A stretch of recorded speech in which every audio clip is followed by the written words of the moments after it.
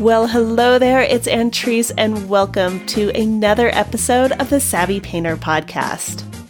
Before we jump into this episode, I have a quick announcement to make. Those of you on my email list have heard the rumors, but in case you missed it, I've got some big news. My husband and I are moving back to Argentina. Yep, we're doing it. Kehoe is partnering with an old trusted client on a new business venture, and we are super excited about this opportunity. But I have to say, I am both delighted and amazed at how fast it came together. It has been a whirlwind couple of months as all of the pieces fell into place. Seriously, it's almost like the universe just said, yep, this is right, and we're going to make it happen right now. In fact, Kehoe just got back 2 days ago, and in a matter of weeks, he found a location for the business, he hired his first key employees, and he found our new home. So I've been getting daily photos and video walkthroughs, and I'm super excited, stoked, happy, all of the above about my new painting and recording studios that we have in our new home. And as you are listening to this podcast, right now, at this very second, we are frantically packing up the rest of our belongings, saying goodbye to Southern California and heading south again. As I'm sure you can imagine, it is a big move, it's a big transition, and there are lots of moving pieces. So I will be taking a 1-month break from the podcast while we get everything organized and settled in our new home. In the meantime, I'll be rebroadcasting a few of our most popular episodes so you don't miss me too much. As I was listening through them, I've got to say I was amazed at how much I'd forgotten and how jam-packed they are with useful information. So I just wanted to give you a quick heads up, and I will be back with brand new episodes next month from Argentina. You know, until I started my own podcast, I had no idea how much work it takes to keep one going. That's why so many podcasts disappear so quickly. Did you know that the average podcast lasts less than 6 months? And even when you include mega hits like NPR's Serial or This American Life or one of my favorites, On Being, all told, the average podcast gets less than 300 downloads per episode. Savvy Painter averages more than 7,000 unique downloads, and there's even some that are 25,000. Apparently, I'm doing something right. And look, I know it's not perfect, but I have somehow managed to keep this podcast going for more than 4 years by myself.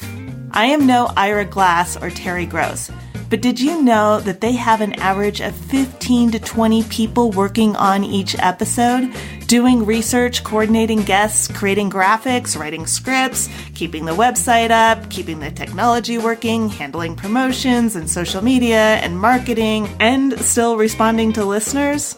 They have a whole team working behind the scenes so that the host can focus on the interviews. Guess who does all of that for Savvy Painter?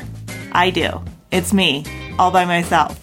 It's a lot of work. They also have people who edit the podcast, handle the sound engineering, write the show notes, upload the final episode for distribution, and upload and publish all of that to all of the podcast channels and the website so that listeners can just click a button and hear an episode. I work with an amazing company called Podcast Fast Tracks who does all of that for me.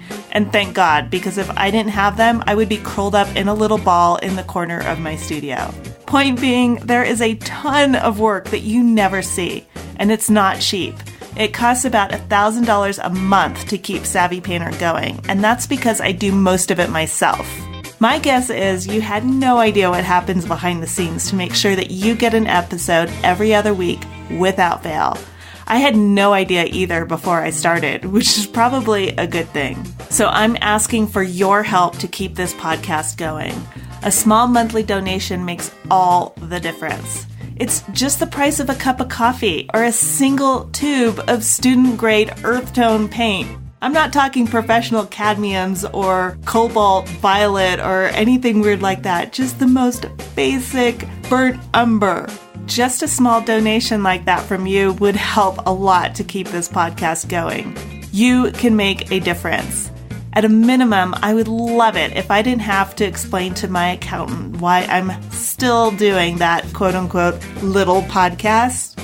Go to savvypainter.com/support. Big or small, your contribution matters. Thank you so very much. My guest this week on the Savvy Painter podcast is Tracy Kinnally. Tracy is an art advisor who places art in private collections, institutional loans, and auction house consignments.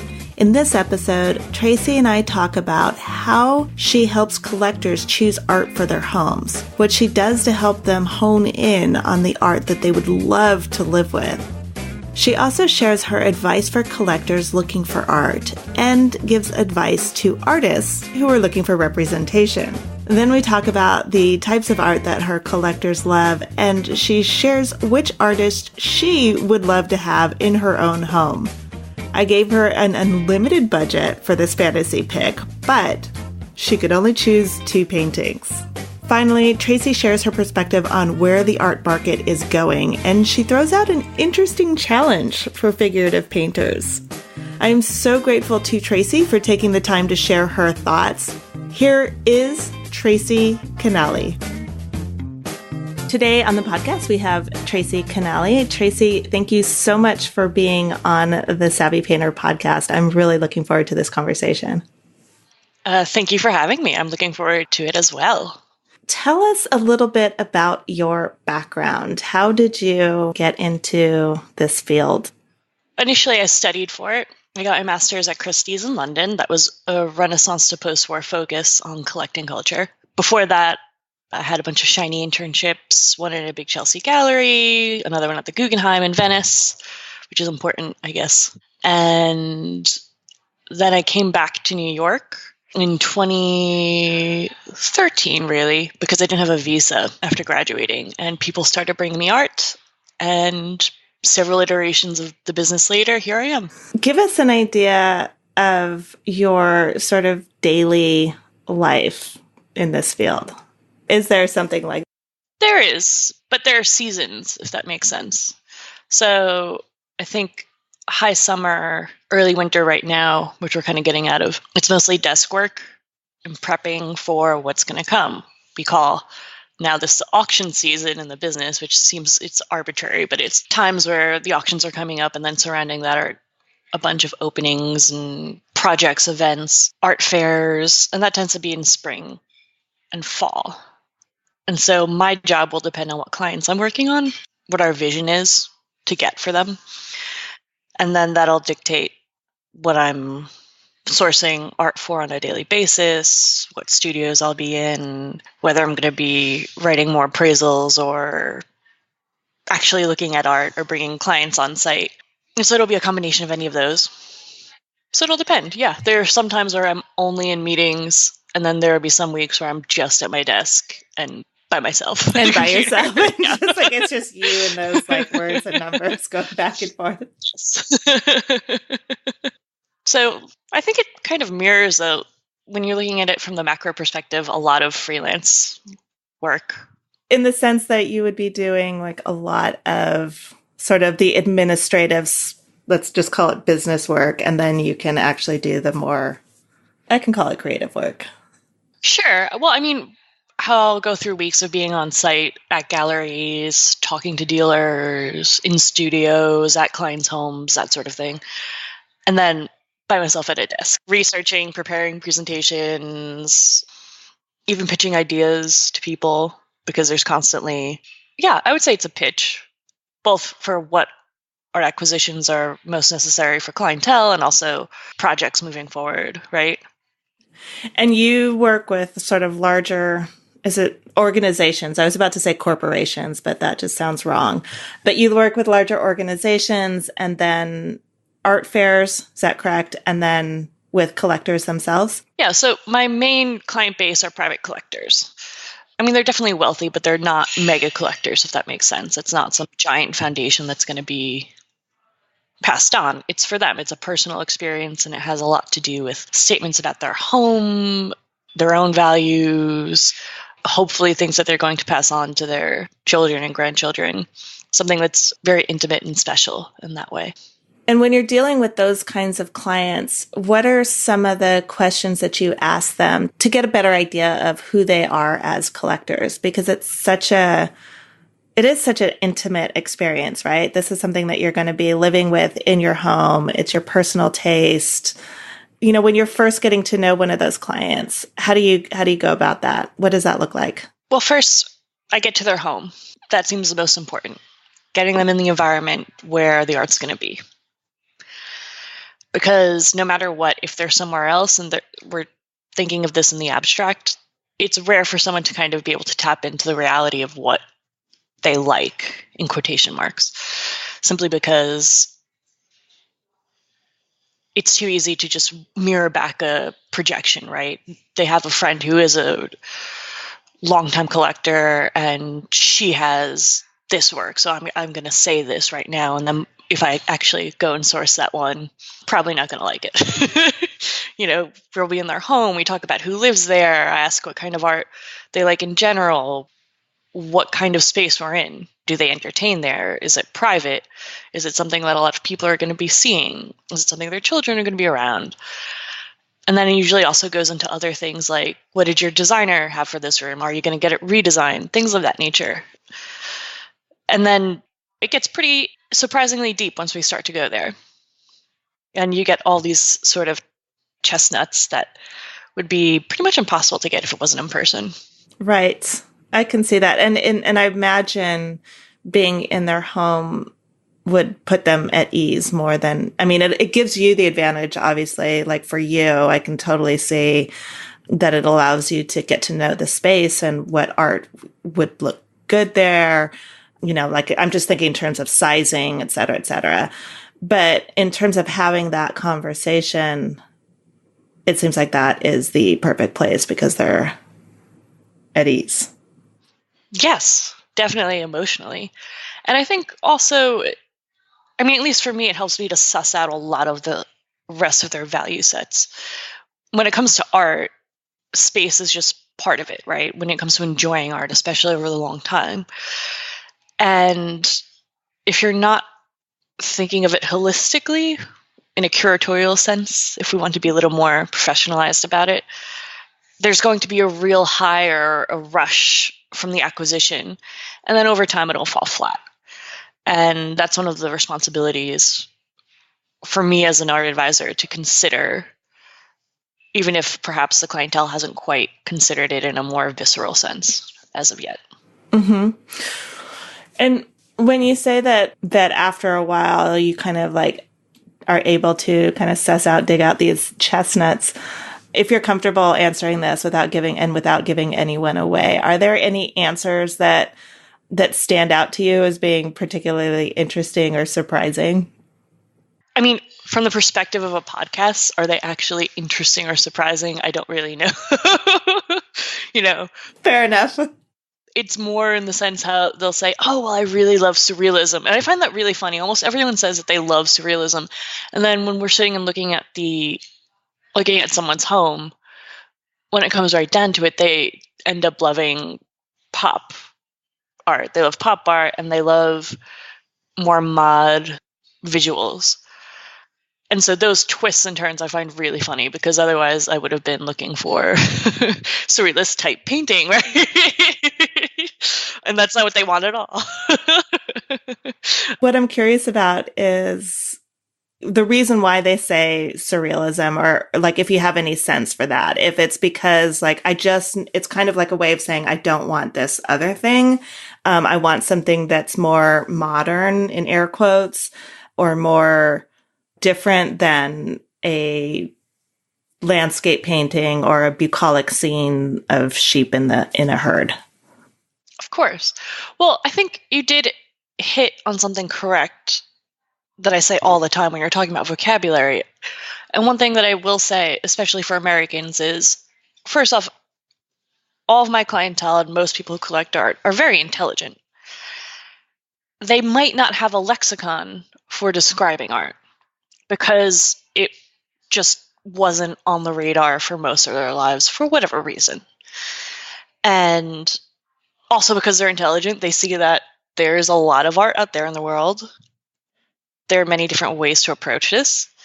And even though they have funds, it's very easy to have a lot of that sapped away really quickly with no direction, right? So they want something special. And what do they know that they actually like? And when they think of art or fine art or something special, unsurprisingly, it's going to be Dali, Surrealism, take your pick. And a lot of them will have collector friends who they are good friends, and what they see in their homes isn't exactly it doesn't resonate in the same way.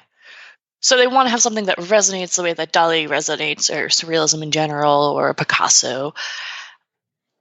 And it just seems like there's just too much to kind of even start.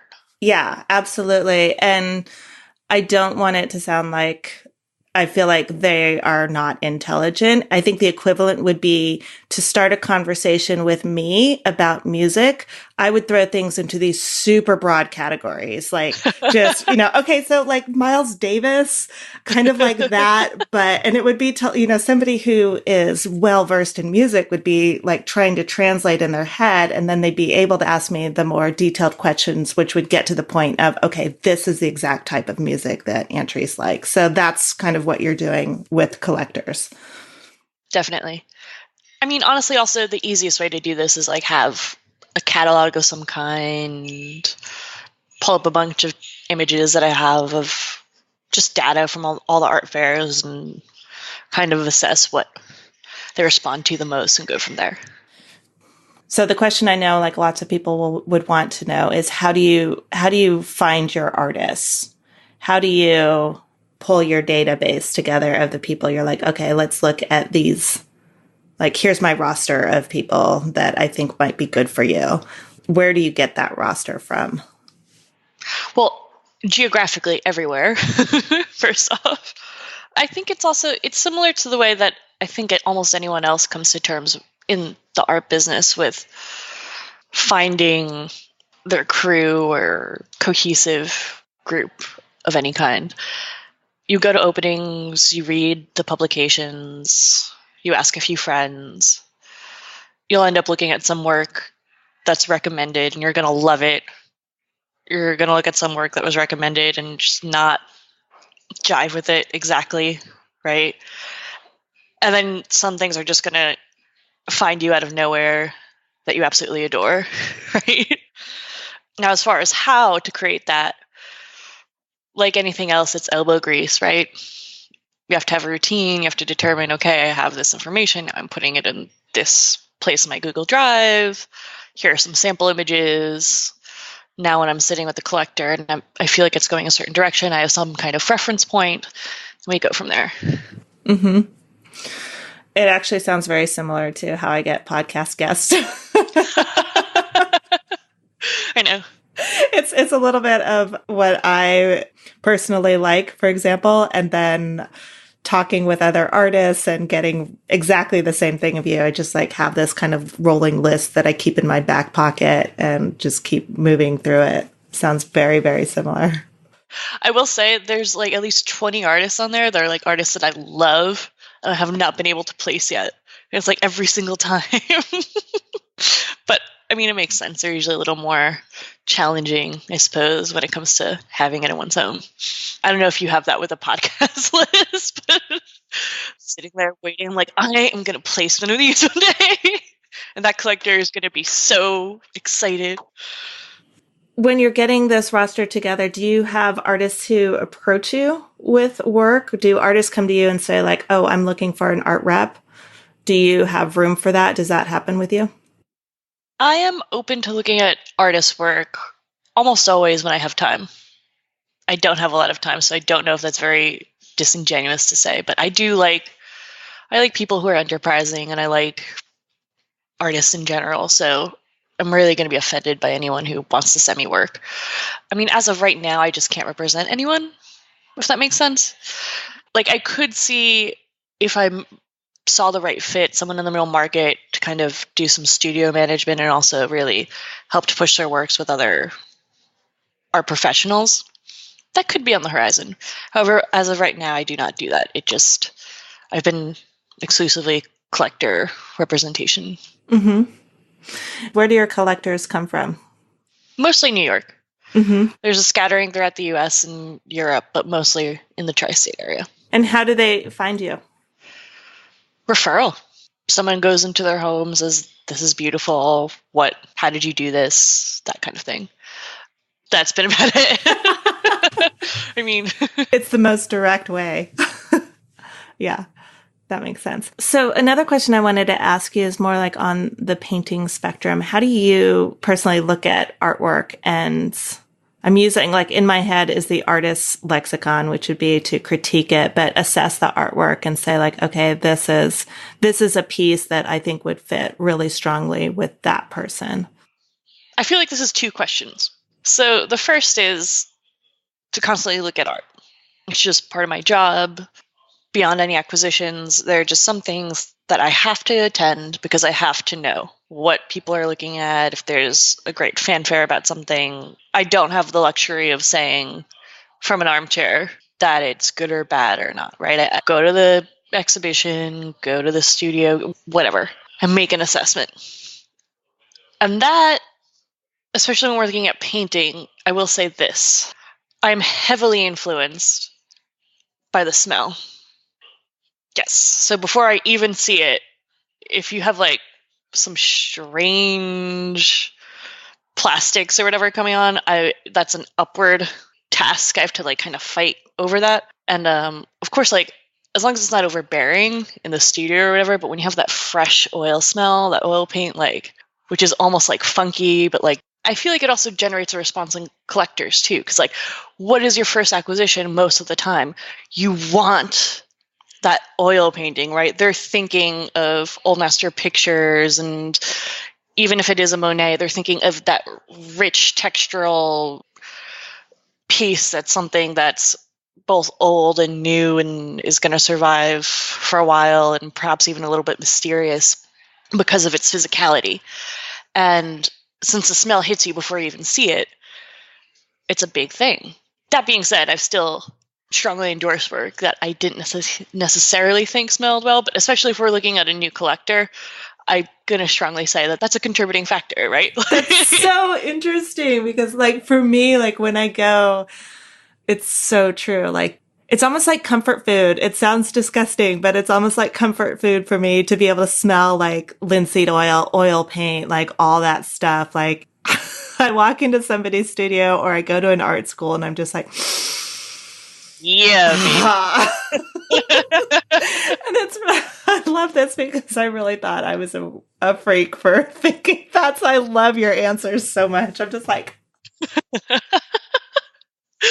That being said, I suppose like if there's something a little more neutral, like pastels, I personally love oil pastels. Of course, that doesn't have the same smell, and you could do that. There are certain other conservation considerations with that, but that hits you before the visual comes in. Now it's visual.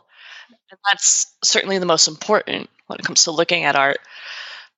And then all the other stuff that kicks in, like composition, medium, message, a lot of the highbrow, I'm going to maybe bring in some Walter Benjamin or some Baudrillard or whatever. Like, those all, as I'm sure you know, those all hit more as an instinctual level. You kind of want to go with what's coming up first and then kind of backtrack as far as the visual.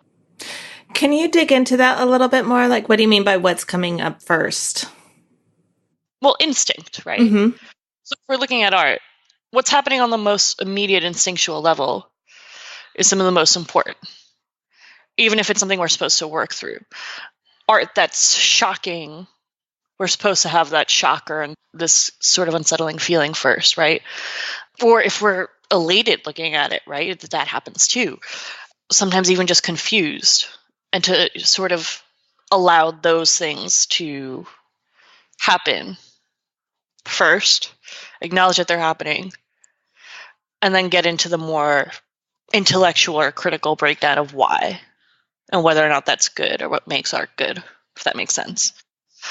And if I don't make sense, I know I'm very deep and I can lose people, so just tell me. I will go there. Try and take you down again. Yeah, so to start at that instinctual level, because of course, art's supposed to be a multi-sensory experience.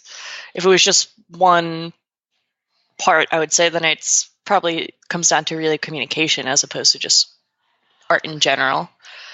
I think also with my job, which I love, and is not for everyone, so I guess that's why I do what I do, but to see what makes a work good, even if I don't personally like it, right? To really be patient with that and to be able to acknowledge, okay, this makes sense in this context or for these people or... Mm-hmm. That's one thing I was curious about as we were talking. How much of your own tastes go into the selection of the work? It depends on the collector. So if I'm speaking to a collector who's clearly very cerebral, I'll kind of like go into my little cerebral folder, okay, and I may or may not like that depending on the artist.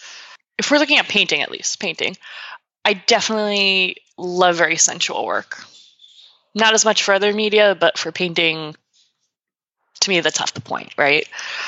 And there are many collectors who will want to have something that is, I guess, with a very high intellect, but still 2D, and that'll be on the wall nicely, and that they can, but it's more designed to instigate conversation as opposed to enjoy in a more physical sense, right? So that, I guess, would be an example where I can acknowledge that something is good, capital G, as a work or a body of work, knowing that that wouldn't be necessarily what I would place myself. That you would want in your own home. In my constant imaginary collection. That we all have. We do all have. What must be the hardest thing about being a collector, and I've talked to some of my collectors, asking them questions about what later on, like years later, like what's it like living with the art and and how is it still part of your life, or is it? And I was talking to this one collector, and she's like, well, I can't collect anymore because like I just, it started as this thing that we just wanted nice pieces in our home, and now our house looks like a salon because we have like wall-to-wall paintings. And she's like, we can't afford to buy a new home, so we can't buy any more art. And it's like, it's such a great visual and such an awesome problem to have, I guess. Do you run into that where you have people that become sort of that obsessed, let's say, and just keep collecting art and then get to the point where it's just like, okay, now I need a rotating exhibition in my own house? I definitely have collectors who have gotten the bug the way you describe. However, their spouses have not. Ouch. So honestly, I mean, that creates a certain balance, right? And form, as when you ask about, my favorite artists, it creates a form and it creates even a curatorial message. When you're kind of creating a balance, it's not always just the one person's vision, and especially when it's in their homes, they live there too, right? So that is the reality. How do you deal with that when you have I can see how that could get really tricky. You touched on this earlier about the questions that you ask the collectors, such as, do you have children in the house? And, is this going to be in a place where they'll see it and blah, blah, blah. So you potentially you could have one person, or you could have a couple, or you could have a full-on family with 3 to 5 people, let's say. How do you navigate that when you're trying to select artwork for them? It's like anything else. You have to have an open conversation about who the decision maker is and how you guys make decisions. So it's just like, okay, if this person is the decision maker, they're going to have the final say in this. Yes. And usually it'll come to the point like, okay, I'm working with you and you're my client. But there's always a moment where they have to kind of call and check in and be like, I've decided I'm getting this, right? Right. And most of the time it's a yes. And they already know any information that I send them, their spouse already has. By the time we're looking at something to seriously collect, whether it's in person or remote, it's not a surprise, right? But to determine that, you just ask candidly, what is your decision-making process for these acquisitions? And also to candidly determine, how much on-site time do you want with me before acquiring? Because if that's the case, I'd rather basically be a tutor and create something that can help build their taste and make it fun without feeling any kind of pressure to acquire right away. So that's the other question. And either way, it's usually a substantial sum of money, and therefore most people, not always, but most people need to discuss that with the spouse before. And I have it both ways with the sexes. Like, people ask me all the time, like, oh, but the husband's a decision maker. And I'm like, I don't know. I've worked with men where, you know, I mean, I haven't really met any that just like go, swoop, I'm going to buy all of this and don't talk to my wife first. Yeah. But I would imagine that of the two, there's probably one who has stronger opinions about the art. Well, yes. And in reality, that person is my client as opposed to the other, right? Yeah. That would make sense. Yeah, there's some things, like, I'm just trying to imagine it, like big purchase decisions in my household. There are some things that honestly I just don't really care that much about, and my husband does. So I'm like, it's all you, babe. You run with that. Oddly, cars are one of those things where I'm just like, if it's got four wheels and it moves, I'm fine. Really don't care. Which he loves. So I imagine it's the same thing. That would be like the ideal situation where somebody's just like, okay, I know my budget and I know what not to get. And within those boundaries, I can pick any living artist and hang it. No, living or dead. You're so much nicer than I am. I mean, I guess, I don't know. What would you like people to know about collecting art? You don't need to be a billionaire to have a great collection, have fun with it, and take it seriously. Those can all exist at the same time. Nice. That's very true. What advice would you give to artists?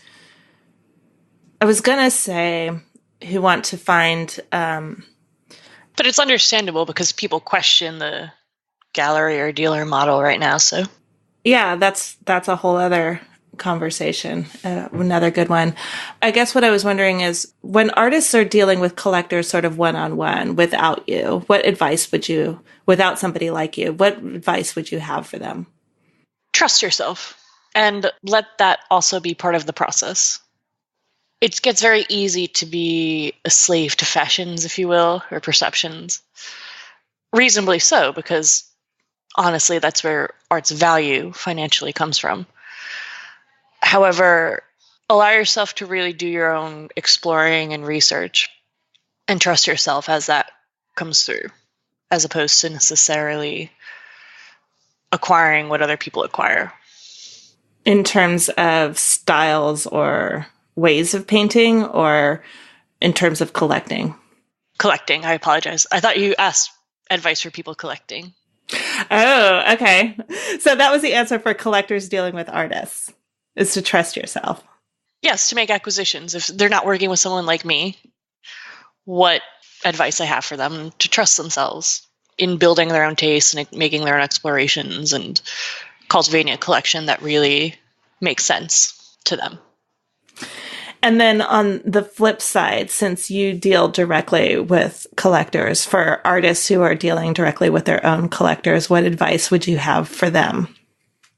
Well, the first is also to trust yourself, but I think that's more for the artwork, right? When creating the art. The second is make it easy for collectors to find you and contact you. And that includes your art as well. What do you mean by that? I mean, have a solid foundation, you know, you're working or you have a studio or even from your home, whatever level that is. Have a body of work that's fast reference on a website, an email that you have, an Instagram, even if it's not very large, and make that presence very easily accessible to someone who's looking for you. It doesn't have to be large. And I think a small amount of work initially makes it much easier for collectors and also people like me to acquire your work. Awesome. I want to circle back to that idea of where we are right now in the art world, which is this thing called the internet has happened. And now all of a sudden artists have direct contact with collectors potentially. And so there's all this talk about what roles are necessary, what roles aren't. And I would love to hear your perspective on where you see the art market moving. It's a good time to be an artist, if that makes sense. I think a lot of the tools at play and structures at play are shifting to give them a little more power, as opposed to dealers or auction houses and things, because of the internet. And it's a wonderful time because no one knows what 5 years from now looks like. It doesn't matter how much of an expert they are, nobody knows. Now that can be frightening, but that also means that if one is by definition a creative, you can create what that market looks like a lot more than you could even 5 years ago. And the statistics definitely hold up when it comes to online acquisitions. I know when I first started, it was kind of unheard of, or not unheard of. The presumption was that it was going to be unheard of for people to collect art without, having their one-on-one salesperson, a program that they trust. Remote sales would only be via an actual individual, like someone like me, and not really through this barren and cold sort of checkout cart the way that you buy shoes or makeup or something. And now people like David Werner have whole digital sales rooms and places where you can just sign in and look at the work. And I think that really indicates a lot. So if you're an artist, there are certainly a lot of other platforms that are constantly changing. I couldn't tell you right now where to go because the most obvious ones, Paddle8, Artsy, ArtNet, that's all going to be, those platforms themselves are going to be radically changing over the next few years. And there are going to be a lot more that, as we're sitting here, we don't even know. So I really encourage the creative and entrepreneurial spark in a lot of these painters. Awesome. Last question. Is there anything that I did not ask you that you feel like needs to be said? I would love to talk about painting more with you. Let's do it. If you've got time, I'm in. Because also when I sat down, I was like, oh, this is like back when I was getting my master's and we had to like dissect why we love things, which I get to do a little bit of, but it's not as deep, right? That's half the fun. Right. Let's talk about painting. First off, Emily May Smith, do you know her? She was just in a 2-person show at Periton here in New York with Genesis Bélanger. Okay. If we're looking at someone who is asking for surrealist work, that would be one of the things that I show. But they're beautiful, and of course the dialogue has a lot to do with her being the studio assistant for men and not getting recognition. So she has like this alter ego paintbrush, and I love it because it's got kind of these Art Nouveau-esque aspects at times, as well as something that's just really cool. Capital C, maybe. Also, it's still lowercase. You know what I mean? The textures are just gorgeous. Right. Yeah, I'm looking at some of her pieces right now, and yeah, I can see that. They're hilarious. Yeah, they're fun, right? Yeah, they're fun. They've got like a definite sense of humor, although that's the unfortunate thing is on the internet, we can't really see texture very well, which, yeah, we need smell-o-vision. What are some paintings you like right now? My kind of default answer, just because I'm just so obsessed with the way she paints, is Anne Gale. Like, people are probably tired of me answering that question, but I really love her work. So figurative work where she is playing a lot with the texture and like kind of like the background, foreground of what's going on, and like kind of blurring the lines.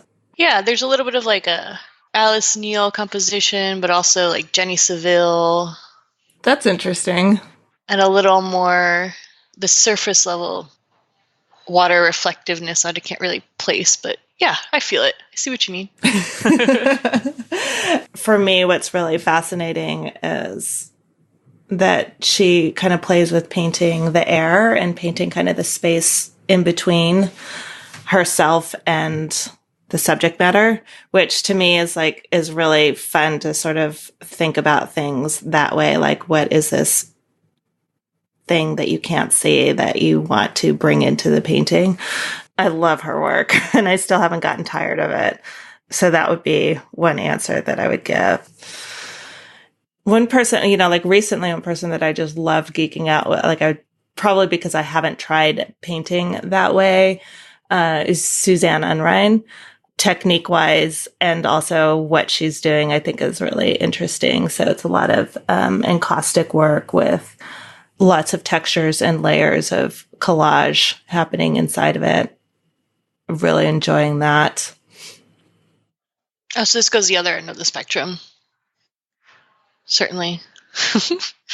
They're like Fragonard on acid. Cute. Two artists that I really love that I can't get on the show are Catherine Kehoe and Ken Keeley. They're very similar. Well, within a genre, they're kind of similar in just the way that they break up shapes and bring in geometry. So I do tend a lot to really enjoy figurative work and representational work. Those are two artists that I like. Every time I see their work, I'm like, oh, I want more.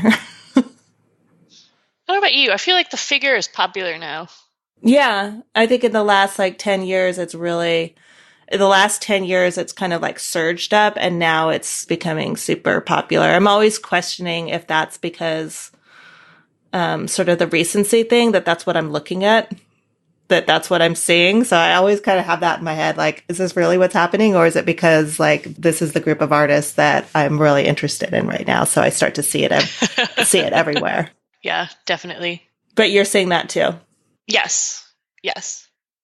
Which I always find funny because there's the presumption that figures are something that people won't want in their home, but they will want abstraction. Mm-hmm.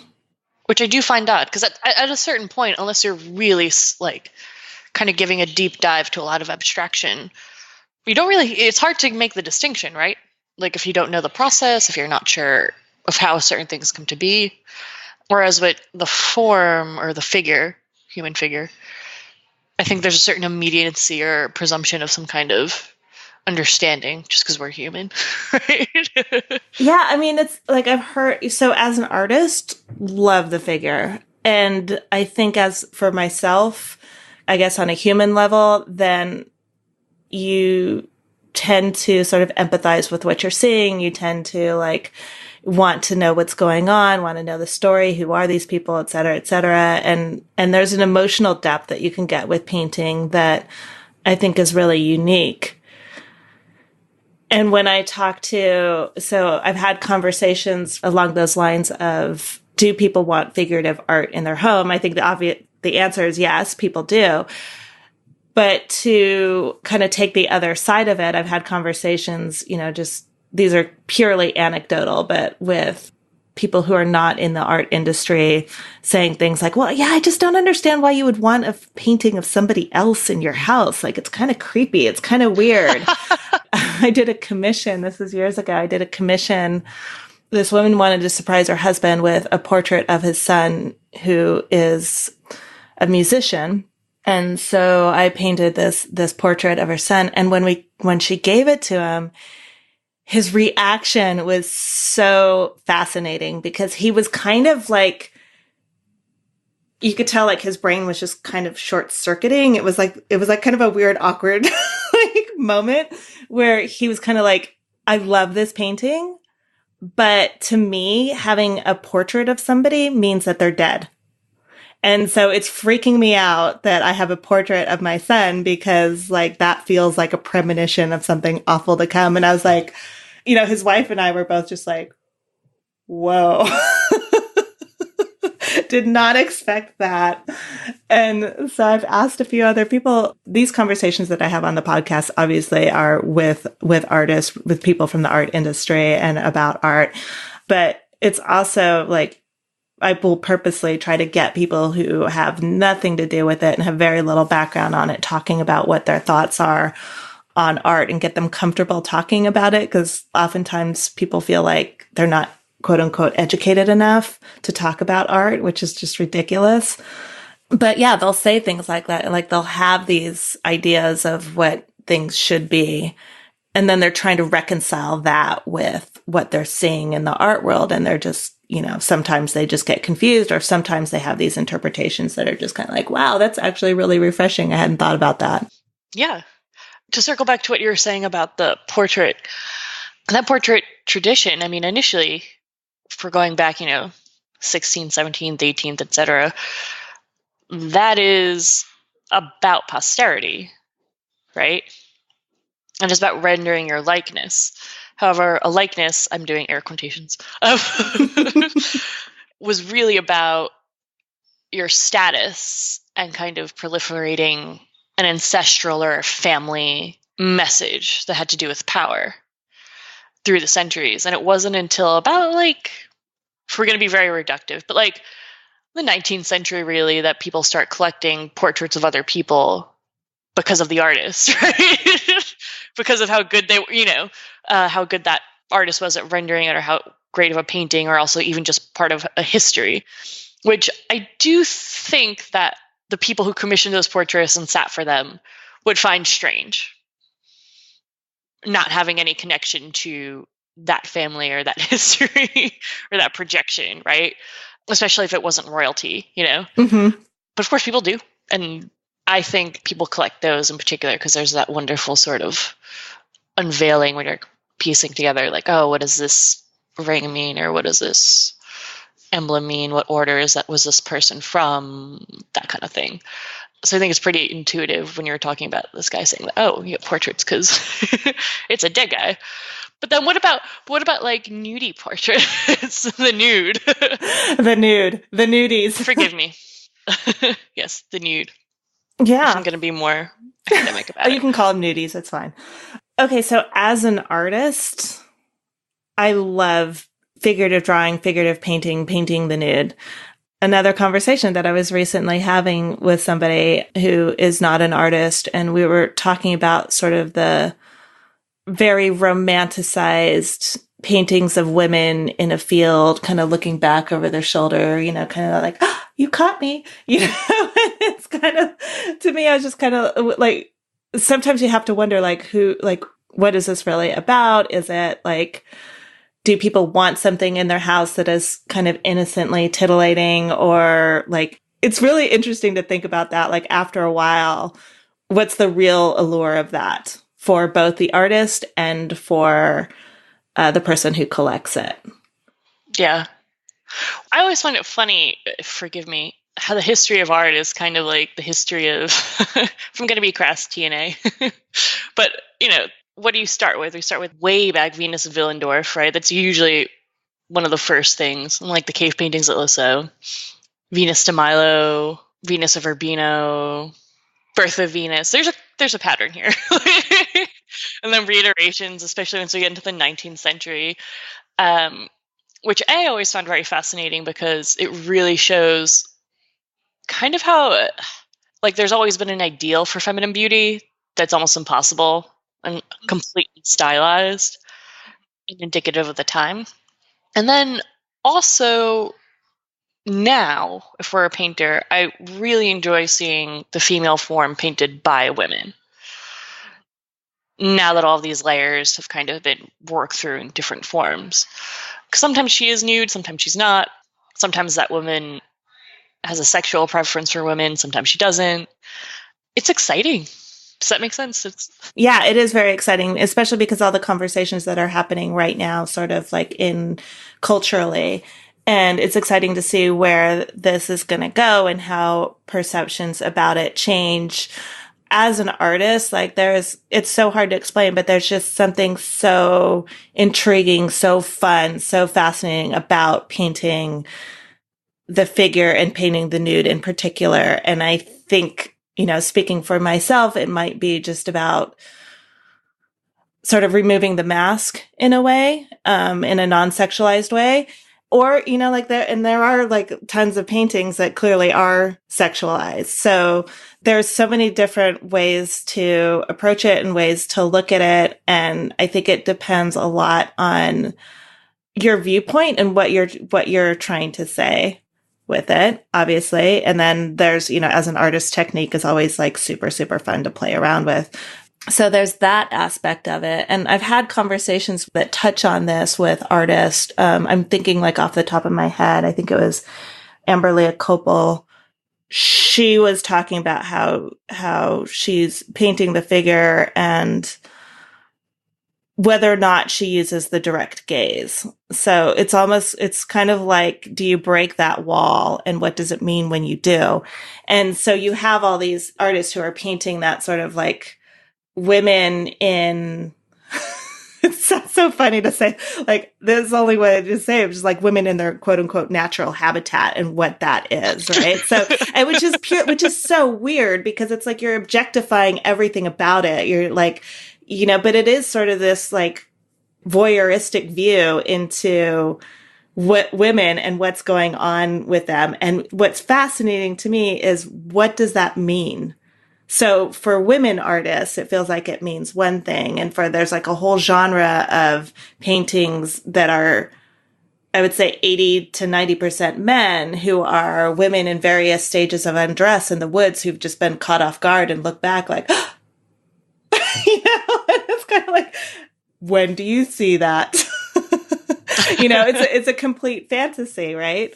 Well, depending on what era we're talking about, I'm not sure if it's contemporary or if it's more old master picture, but yeah, I would say it's both. Yeah.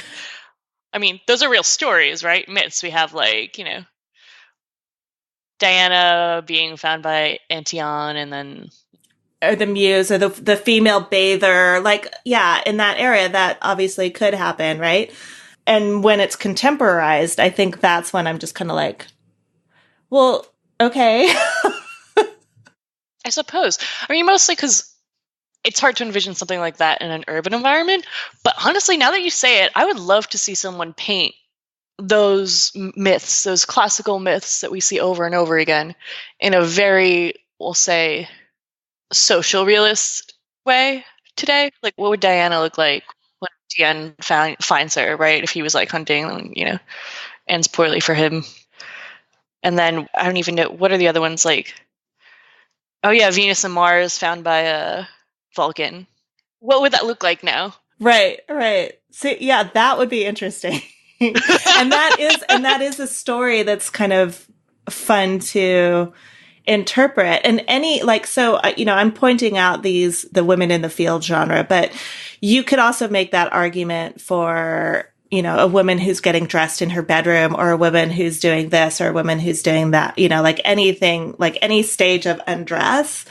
I think there's a different look to it, air quotes, when a woman does it versus when a man does it. Oh, of course. You're right. It is less like, oh, whoops, I'm undressed. Yeah. Or, you know, kind of like, aren't I being naughty taking my shirt off? Whereas women are just like, it's been a long day. Get this bra off. Or even, but honestly, not even that charged, right? Like, it's like, I'm just sitting here. Yeah. In my body because it's mine, right? Like, yeah. It's a non-event. Which to me is so much more interesting. Like, can you make the female nude a non-event? In the United States, let's just like put it there.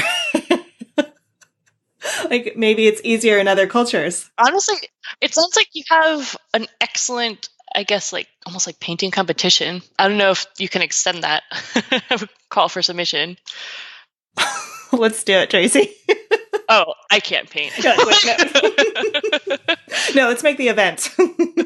Oh. Wonderful. Now that we both have homework, clearly. You're like, damn it, why do I open my mouth with this woman? I think I do have to get going, but this has been an absolute pleasure. Yes, thank you so much. And yeah, we did go way over, but I appreciate it. And it was a wonderful conversation. And we will leave it at that, at women being painted as a non-event, with the image of a woman as a non-event. Tracy, thank you so much for your time and this conversation. Thank you, Tracy. It was an absolute pleasure, and I hope we get to speak again. Thank you so much to Tracy Kinnally for a wonderful conversation. As always, you can find show notes for this episode at savvypainter.com. You'll find links to connect with Tracy, plus links to the artists that we talked about in this episode. And now I'd like to give a big thank you and so much gratitude to some very special people who make this podcast possible. Thank you so much, Adrienne Silversmith, Ann Salnis, Beth Riley, Betsy Henry, Bridget Hawkins, Carla Roth, Carlos Mastronardi, Dinah Wells, Denise Sanders, Diana Twining, Eileen O'Connor, Pauline Ledrette, Jamie Kirkland, Janet Vanderhoof, Janine Peregrine, Janet Norseter, Jimsy Aries, Jiyoung Kim, Joan Greer, John Sherman, Judith Chapman, Jordan Wolfson, John Weber, Catherine Korb, Katie Bradford, Kenneth Burke, Kong Yen Chong, Lindsay Diamond, Mary Scott, Megan Taylor, Miria Herrera, Nancy Wallace, Raquel Kramer, Sarah Ross, Nancy Swensen, Suzanne Martinson, and Tori Kahn. Big or small, your contributions matter. The Savvy Painter podcast would not exist without you. Thank you so, so much for your support. So until the next time, this is Antrese Wood with the Savvy Painter podcast. Thank you so much for listening.